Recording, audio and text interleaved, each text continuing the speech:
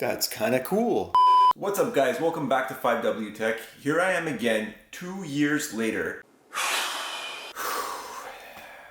doing another GPU swap in my PC. I'm upgrading from a 3080 to a 4080. I really don't know why. I guess it just feels right to do it, and I really wanted that 4K 120 with G-Sync and all the trimmings and all that kind of stuff. So here I am, I've got my PC out. I'm still rocking the Meshify C, if you can believe it, and I think it's time to get a new case. That much I can agree on. I think the next upgrade is time for a new case. So some of the issues I've had with my 4080 from MSI is that, well, actually I had no issues, and there was a specific reason why I went for this model. So we all know that the Meshify C is basically not a very large case, if you know what I mean. And there's not a lot of space in here for a GPU. So I specifically had to go for the Ventus 3 4080, which was the smallest RTX 4080 other than the Founders Edition. The Founders Edition is basically the smallest card you can get, but not available in Canada. So let's just forget about that option. So measuring this, and I'll post the specs down below, this is the smallest card, and no, not all MSI cards are built equally. This particular model is the shortest one. With the secondary front fan removed from the Meshify C, the GPU actually fits, and I'll show that to you in a moment. However, yeah, I mean, you're gonna lose cooling here with just one 140 intake fan. I still got my rad here with the two 120s and another 120 for exit. So I did have to pull one of my 140 intake fans out that was sitting here. Previously to this card, I was using the EVGA RTX 3080 EVGA XC3, which was also one of the smallest 3080s. Now what I'm actually going to be doing is inserting this AF120 Slim from Corsair. Up until, I don't know, last year, I was only aware of Noctua making slim fans. Well, a good company making slim fans.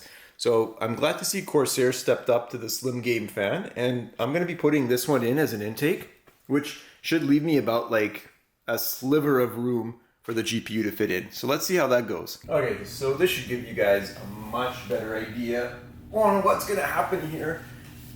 I've got the cables ready here just for a test fit.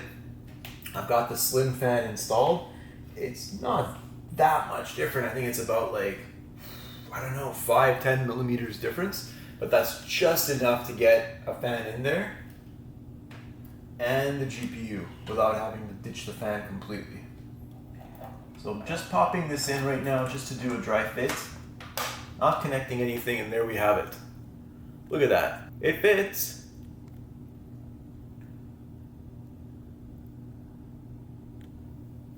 So I've got enough room there. There's absolutely no contact in there. The fan spins, nothing touches it. I think this is gonna work out. I was more stressed last time with the 3080 fitment. The 3080 still had quite a bit more room. I actually had the rad down here, and I was trying to get the rad installed with the GPU, and it worked out, but bad idea. So we'll see how the thermals go for this one. I think it'll be better because it's not a rad pumping in hot air. It'll be fresh, cold air coming in, and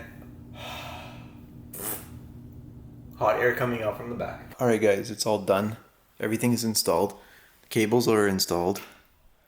I'm hoping that the fans are not touching the cables down here. I think they're gonna clear. It's a pretty tight fit, but then there's the whole issue of the glass touching right up against. I don't know how that's gonna work out, but it looks like it's gonna be okay as long as this bottom fan here isn't rubbing up against the cables, and I don't think it is. I'm just gonna give it a little spinaroo and see if I hear anything. Oh, doesn't look like it. Nope. Yeah, it is. Right down below here, where I thought the cables would be touching the fan, I was able to get a bit more slack in there. So as I spin the fan down below, no touching, no rubbing, all good. So like I said, I was able to get the slim fan in there. Everything is spinning, everything looks okay. Oh, well, there you have it. It's actually installed. I'm impressed. That's kind of cool.